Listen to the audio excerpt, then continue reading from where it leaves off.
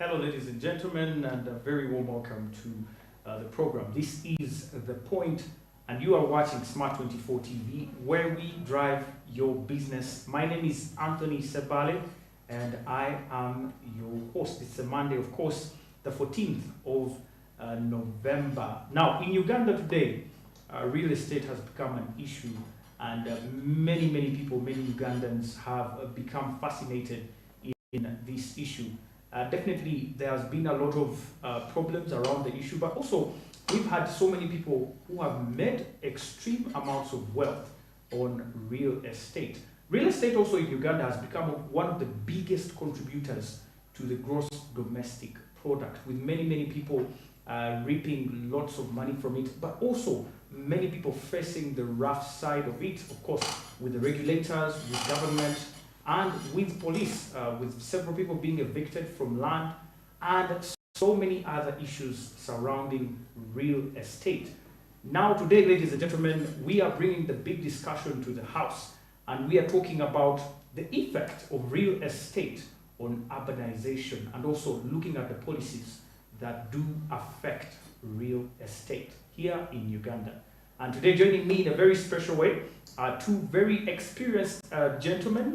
One is Mr. Agaba Vincent, and he's an expert in real estate. And the other is, of course, a very experienced academician, Dr. Derek Gerard Muhwezi. Yes, Muhwezi. Alfred. Thank you very much. And definitely, we are going to be breaking down matters concerning real estate, but also physical planning. How can you plan for real estate? You're most welcome, gentlemen. Thank you very much. Thank you very much. Let's start with Dr. Derek. Could you just tell us about yourself? Yeah, I'm happy to be here. My name is Derek Alfred Muhwezi. I am a lecturer at Makerere University, specifically in urban planning. So I'm here in this show. Specifically, the show is about real estate, but there is the planning element of it that we need to talk about, that we need to address as Ugandans. At the same time, I also represent Ugandans, Vincent, on the Uganda National Urban Forum, which forum brings all stakeholders that are interested in orderly urbanization. That is me, Derek Muhwezi. Thank you very much, Mr. Agaba. Yeah, thank you very much, sir. My name is Vincent Agaba. I work in the real estate management for the last 16 years with a company called Avats Housing Limited. I also sit with Doctor on the Uganda National Urban Forum, and I represent the professional bodies there. But I have also been the former president for the Association of Real Estate Agents of Uganda, and also I am a board member of Habitat for Humanity in Uganda. So I come here to make sense of what real estate means, and of course with Doctor, planning and urbanization, that becomes a very good cocktail. Yes. Well, let's start with, like you said, what really real estate is all about. When we talk about real estate, most people in Uganda think about a condominium, apartments. They basically think about cool people living in Luzira, in Bugorovi, and Kololo. But to you, and I will start with you, Mr. Agaba, what does real estate mean? What is it all about? Now, thank you very much, host. I think, first and foremost, what we must know, that we all work our whole life, and the first thing we strive for in life is a home. We work, we do everything, and the biggest achievement is buying land and owning a house. So by default, in my view, everyone is a real estate actor, because real estate means land and what is on that land.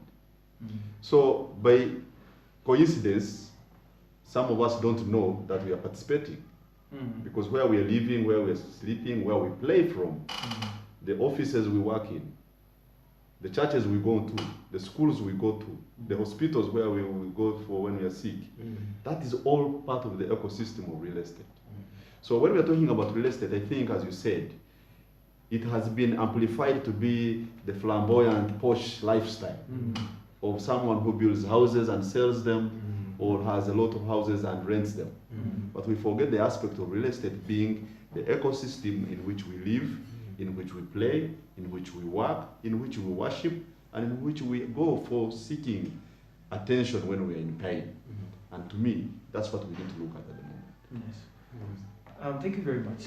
Doctor, what do you mean when you talk about real estate, and what exactly is the link between real estate and physical planning? When you talk about real estate, the beginning point, the starting point is the land. So the moment I acquire a piece of land, I've started my starting point, or that's the benchmark as far as the real estate industry is concerned. One of the biggest problems, as Vincent has said, is people looking at it from that flamboyant point of view, looking at it from the commercial only point of view. But the beginning point should be land. And if we are now to talk about real estate in an orderly manner, real estate that can make money, even if it is just land there before I build anything on it, it would be important that that land must be planned. So I would wish to see a scenario where every real estate developer bears that in mind, that if I am developing any property, it must be coming up in an orderly manner. And that is very, very important. Before we came to the studio, I was telling you that it doesn't make sense for me to have condominium apartments and they are there on sale, but they are not accessible. It doesn't make sense for me to own an apartment where instead of the view being a very nice green area, the view is a slum.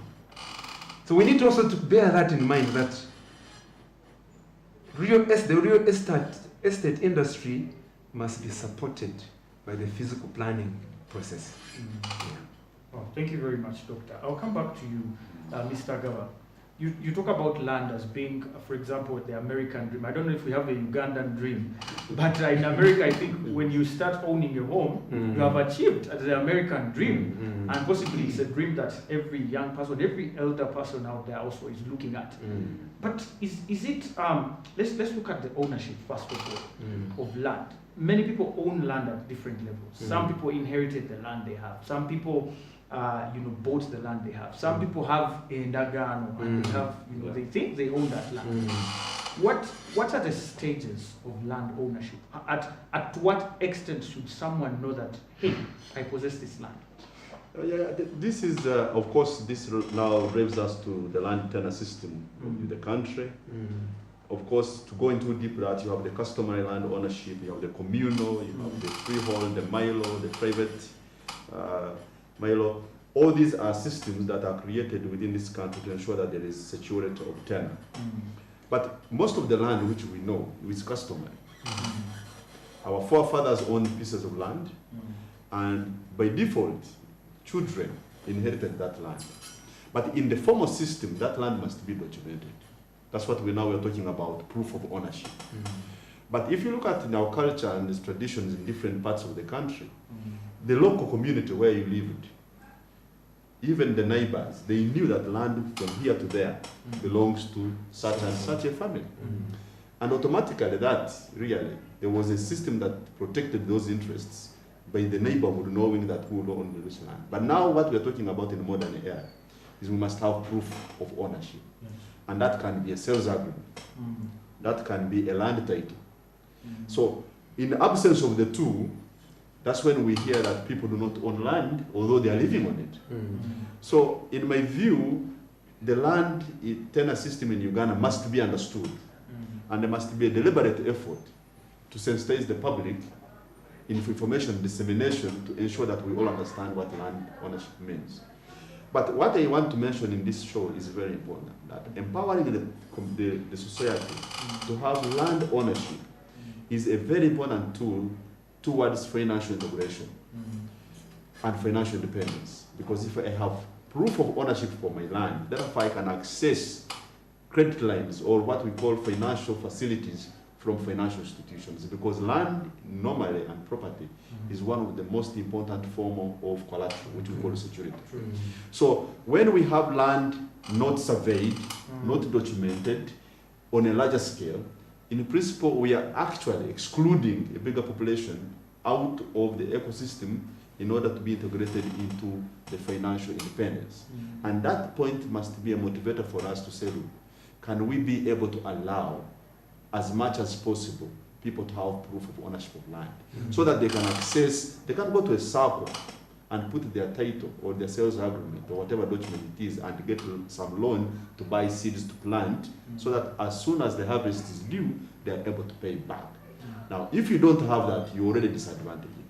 So I think for me, apart from security of tenure, there is that financial inclusiveness, which we must think about. Number two, there are what we call an intangible benefits of owning land, confidence levels of the population.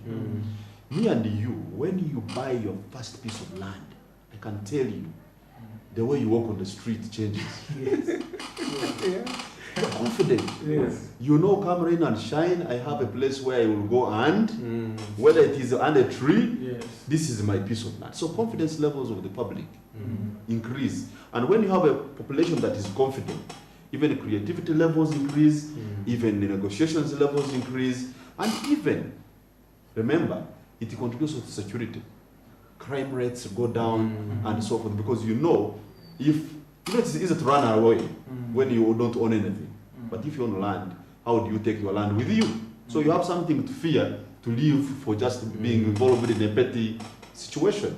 So being short on this issue is that the land tenure system must be understood by the population in order for people to know what does it take for me to feel that I own land. That's what I would submit at this point. Land tenure system, Doctor.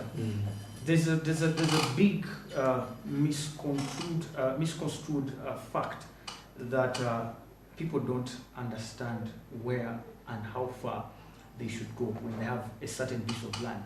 For example, someone has a piece of land near a wetland, and they have the titles, they have everything it takes, but you as a physical planner, you will come and say, you know what, you're in wrong.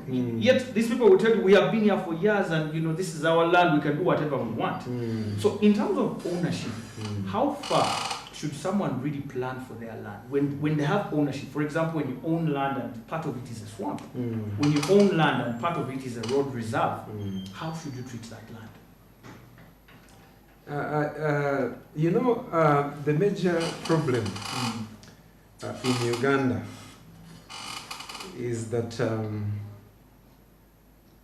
people tend to assume that what they have been seeing over a long time is the norm and the truth, which is not necessarily the case. Especially currently, we need to understand that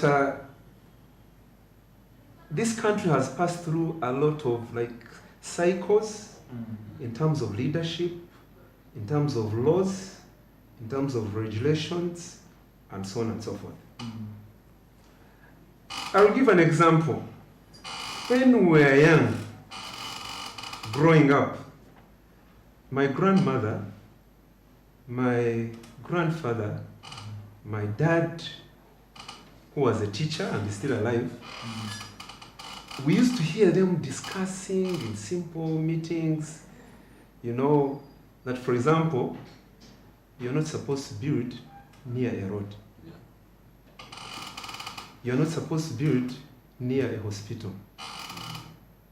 you're not supposed to build near a wetland. Water never forgets its way. True. And it was in their belief system. But then as the country declined over time, people started disrespecting road reserves. I like northern Uganda and eastern Uganda very much. Because whenever I go there, I see that there's still some resemblance of people respecting road reserves compared to if I'm in Kampala, if I'm in Masaka, if I'm in Mbarara, and so on. So, of course, the law is there. People need to understand the law is there to protect these wetlands, to protect the lake, to protect the road reserves, and at one point in time, that law will catch up with you. A few years ago, host, remember, for a long time, before this government came into power, people never used to know that you can come into this city and start working on roads. So they never knew that a road can chase you away. Indeed, when you told them, they would say, when did we last see a tarmac road being constructed? So that went into their mental being, and they tend to continue believing that you cannot talk about a 15-meter road. You cannot talk about a 10-meter road. What are 20 meters for? But the truth is that that land is required even for your benefits. There's something I want to emphasize, maybe I'll slightly go off, but for purposes, this being a business channel, I would want to emphasize that a planned area, the moment you plan an area, the land value increases. The moment you bring a load into an area, the land value increases. So the fear that I'm losing one meter of land should go away, because there is a gain you are going to get by having a well-planned area and having certain facilities and utilities coming into your area.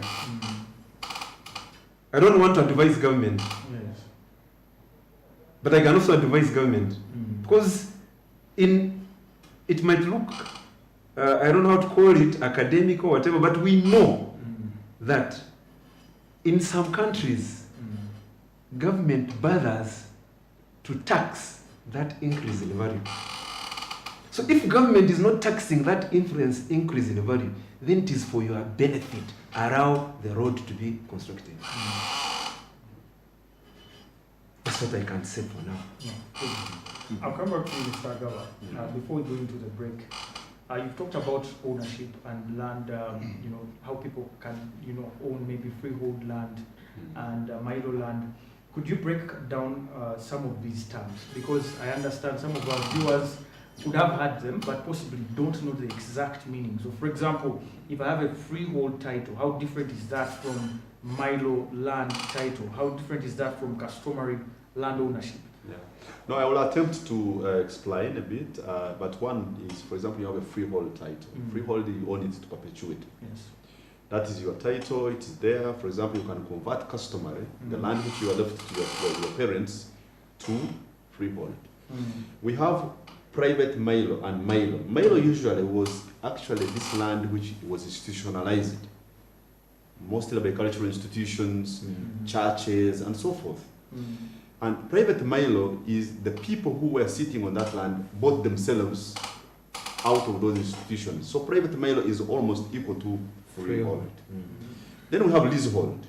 Leasehold is still land, for example, which is owned by KCCA, or even Uganda Kingdom, or churches. You lease it for 45 years or 99 years. That land, after those years' expiration, you must go either apply for a new lease, or it automatically reverts back to the owner. Then you have communal land, which is mostly common in the pastoralism areas. where land is owned by a community, by a village, and so forth. It still exists in this country. So I think those are the things that needs to be understood. But the point here which we need to know is that these are all legal frameworks that have been given to protect the interests of the population to have kind of ownership of land. But going back to real estate, I mean, for us in real estate, we say what the doctor was talking about. What we need to mind about in Uganda today, because the antenna system can be done with, the issue is planning, physical planning. Doctor, you will agree with me that if we were having a very strong physical planning or planning enforcement, there are some institutions that would not need.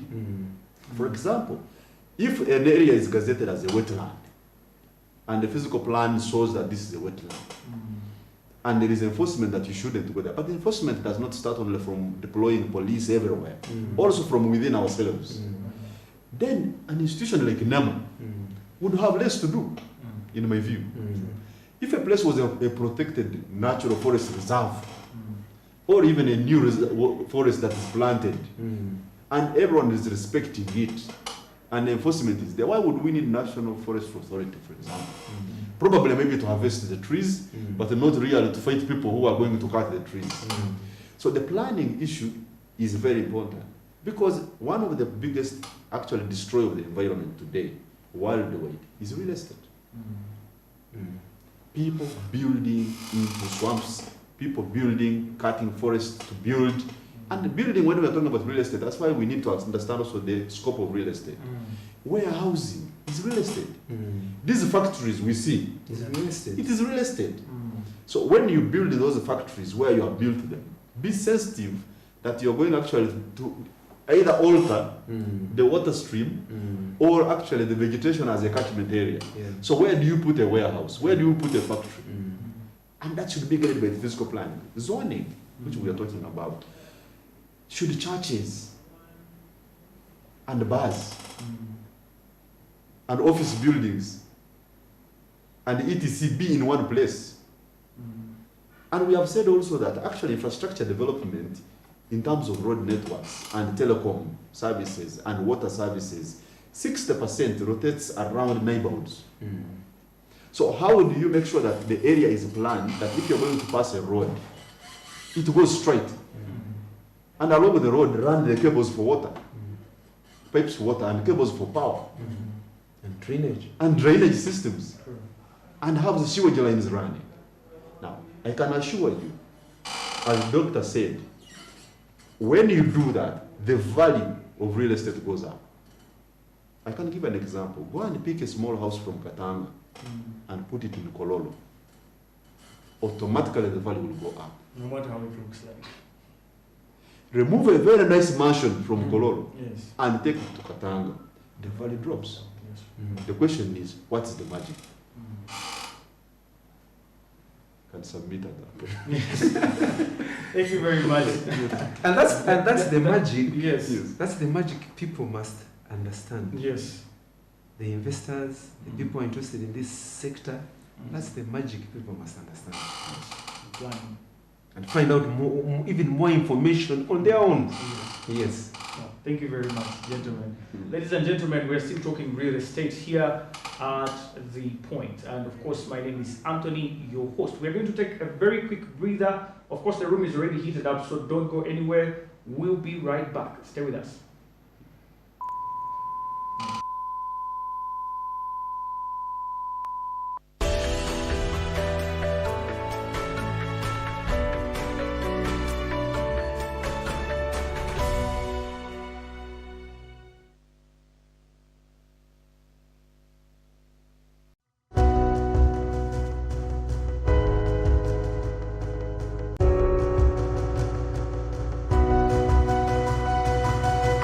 SMART24, driving business.